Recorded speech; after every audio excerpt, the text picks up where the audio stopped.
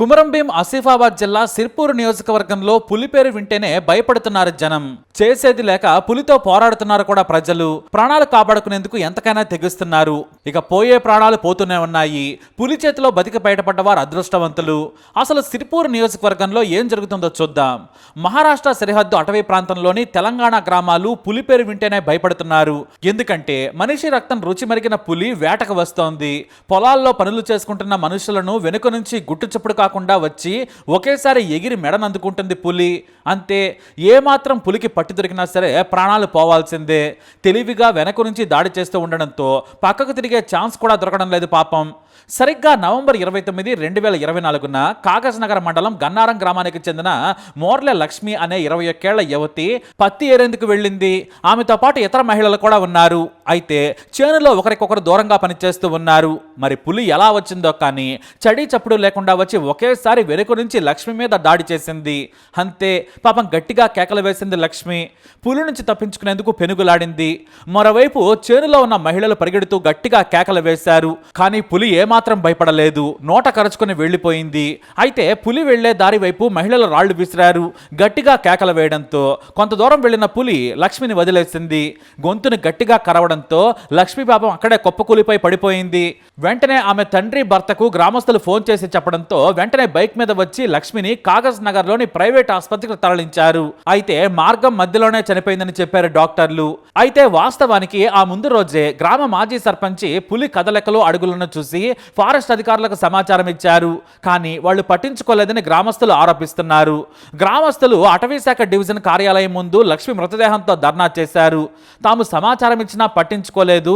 ఇప్పుడు ప్రాణం పోయిందని బాధ్యులైన అధికారులను సస్పెండ్ చేయాలని డిమాండ్ చేశారు. చివరకు ఎస్పీసీఎఫ్లు అక్కడికి చేరుకుని కుటుంబ సభ్యులతో మాట్లాడారు. బాధితురాలి కుటుంబానికి 10 లక్షలు, 5 ఎకరాల భూమి, కుటుంబ సభ్యుల్లో ఒకరికి ఉద్యోగం ఇస్తామని హామీ ఇచ్చారు. అంతేకాదు పులి కదలికలపై నిఘా పెడతామని కూడా హామీ ఇచ్చారు. ఇలా జరుగుతూ ఉండగానే సిర్పూర్ మండలం దుబ్బగూడలో మరో ఘటన జరిగింది. సురేష్ అనే రైతు తన పంటను అడవి పందుల నుంచి రక్షించుకునేందుకు కాపలాగా ఉంటున్నాడు. అంతేకాదు రాత్రి సమయంలో కూడా అక్కడే పడుకుంటున్నాడు. పంటను ఒక నెల కాపాడుకుంటే చేతికి వస్తుందనే ఆశ సురేష్ది. ఇక లక్ష్మి పులి దాడిలో చనిపోయిన మరుసటి రోజే పులి కూడా అక్కడే తిరుగుతూ ఉంది. కానీ ఎవరూ గమనించలేదు. అయితే మధ్యాహ్న సమయంలో పొలంలో ఉన్న సురేష్ మీద వెనుక నుంచి ఒక్కసారిగా దాడి చేసింది పులి. గట్టిగా కేకలు వేయడంతో చెట్టు కిందే ఉన్న భార్య సుజాత పరుగున వచ్చింది. ఆమె పులిని చూసి భయపడలేదు. పైగా తన భర్త మెడను పట్టుకున్న పులిని చూసి ధైర్యంతో గట్టిగా కేకలేసింది. భర్త ప్రాణం కాపాడుకునేందుకు తన ప్రాణం అడ్డేసింది. గట్టిగా అరుస్తూ రాళ్లతో పులి మీద దాడి చేసింది. మరోవైపు సురేష్ పెనుగులాడుతూ ఉన్నాడు. కానీ మెడను నోటితో పట్టుకున్న పులి అస్సలు వదలడం లేదు. కానీ భీకరంగా అరుస్తూ రాళ్లతో పులి మీద దాడి చేస్తూ ఉండడంతో అది కంగారు పడింది. అంతేకాదు సుజాత ఏకంగా పులి మీదకు వెళుతూ రాళ్లను విసిరేస్తూ అరవడం మొదలుపెట్టింది. దూరంగా ఉన్న రైతులు కూడా సుజాత కేకలు విని అరవడం మొదలుపెట్టారు. మరోవైపు సుజాత పులికి దగ్గరగా వెళుతూ రాళ్లతో దాడి మొదలుపెట్టింది. అరుపుల గందరగోళంలో పులి వెంటనే సురేష్ను వదిలి పారిపోయింది. వేగంగా బైక్ మీద రైతులు ఆసుపత్రికి తీసుకెళ్లారు. సురేష్ ప్రాణాపాయం నుంచి బయటపడ్డాడు. అందరూ సుజాత ధైర్యాన్ని మెచ్చుకున్నారు. అంత ధైర్యం ఎలా చేశావని అడిగితే, నా భర్త ప్రాణాలు కాపాడుకోవాలనుకున్నాను. బ్రతికితే ఇద్దరం బ్రతుకుతాం, లేదంటే ఇద్దరం చేస్తాం. ఏదైతే అది జరుగుతుందని ధైర్యంగా రాళ్ళు కర్రలతో దాడి చేశాను.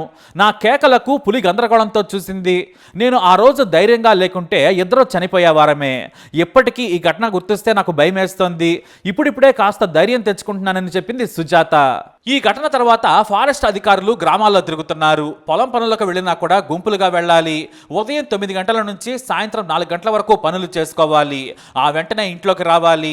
రాత్రి సమయంలో కూడా ఇంటి నుంచి బయటకు రావద్దని ఫారెస్ట్ అధికారులు మైకుల్లో చెబుతూనే ఉన్నారు. అంతేకాదు పులి నుంచి రక్షణ పొందేందుకు అవగాహన కల్పిస్తున్నారు అధికారులు. పులి భయపడేలా మాస్కులను గ్రామస్తులకు పంచుతున్నారు. ఒంటరిగా వెళ్లొద్దని చెబుతున్నారు. గుంపుగా వెళ్లిన సమయంలో కేకలు వేసుకుంటూ వెళ్లాలని సూచిస్తున్నారు. ఎక్కువ మంది ఉన్న మనుషుల శబ్దం వింటే పులి భయపడి పారిపోతుందని చెబుతున్నారు.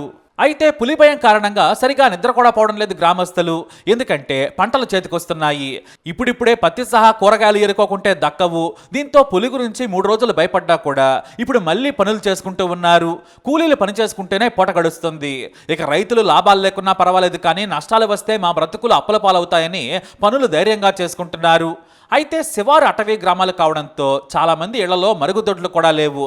దీంతో బహిర్భూమికి పోవాలంటే ప్రాణాలు అరచేతిలో పెట్టుకుని వెళ్లాల్సి వస్తుందని వాపోతున్నారు. అయితే జిల్లా ఫారెస్ట్ అధికారులకు మళ్లీ పులి ఆడవాళ్లు కనిపించలేదు. భద్రతగా గ్రామాల్లో ఉంటున్నారు. మరోవైపు డ్రోన్ సాయంతో పులిని గుర్తించేందుకు ప్రయత్నిస్తున్నారు. ఇక ధర్మో డ్రోన్లను కూడా తెప్పించారు. రాత్రి సమయంలో కూడా పులిని గమనించేందుకు ప్రయత్నాలు మొదలుపెట్టారు. అయితే ఇప్పుడు పులులకు మేటింగ్ సమయం. తమ తోడును వెతుక్కునేందుకు ఎంత దూరమైనా వెళతాయి. ఇటు గ్రామాలకు దట్టమైన అడవికి కేవలం 8 కిలోమీటర్ల దూరమే ఉంది. పులికి మహా అయితే 2 గంటల సమయం పడుతుందంటున్నారు అధికారులు. ఈ మేటింగ్ సమయంలో పులి కాస్త ఆందోళనతో ఉంటుంది. తోడు కోసం ఒక రోజులో 35 కిలోమీటర్ల దూరం కూడా తిరుగుతుంది. అందుకే ఈ సమయంలో పులులు గ్రామాల వైపు వస్తాయంటున్నారు అధికారులు. కానీ గ్రామస్తులు మాత్రం మనుషుల మీద దాడి చేస్తున్న పులిని పట్టుకుని వేరే ప్రాంతానికి తరలించేలా అధికారులు చర్యలు చేపట్టాలని కోరుతున్నారు. మరి పులి దొరుకుతుందా, దొంగదెబ్బ తీస్తుందా అని జనం బిక్కుబిక్కుమంటూ బ్రతుకుతున్నారు. ఇక కరెంటు పోతే మాత్రం మూత్రం పోసేందుకు కూడా బయటకు రావాలంటే వణికిపోతున్నారు ప్రజలు. ఏదేమైనా పులితో పోరాడి ఎలా ఉండాలో కాస్త ధైర్యాన్ని చెప్పింది సుజాత. భర్తను కాపాడుకుంది. ఆమె ఇప్పుడు ఆ చుట్టుపక్కల గ్రామాలకి ఇన్స్పిరేషన్. పులి నోట కరుచుకుంటే ఏం చేయాలి? పులి ఎదురైతే ముందుగా మనం ధైర్యంగా ఉండాలి. పెద్ద పెద్ద శబ్దాలు చేస్తూ మనం కూడా దాన్ని భయపెట్టే ప్రయత్నం చేయాలి. అప్పుడే పులి వదిలేసి వెళ్ళిపోయే ఛాన్స్ ఉంది. ఏ మాత్రం మనం భయపడ్డా కూడా ముందు మన పేక కొరికేస్తుంది. అవకాశం ఉన్నంత వరకు మాత్రం పులిని ఖచ్చితంగా ఎదుర్కొని మనం బయటపడొచ్చు. మరి పులితో పోరాడి భర్తను కాపాడుకున్న సుజాత గురించి మీ అభిప్రాయాన్ని కమెంట్ ద్వారా తెలియజేయండి. వీడియోని లైక్ చేయండి, షేర్ చేయండి, మా ఛానల్ సబ్స్క్రైబ్ చేసుకోండి.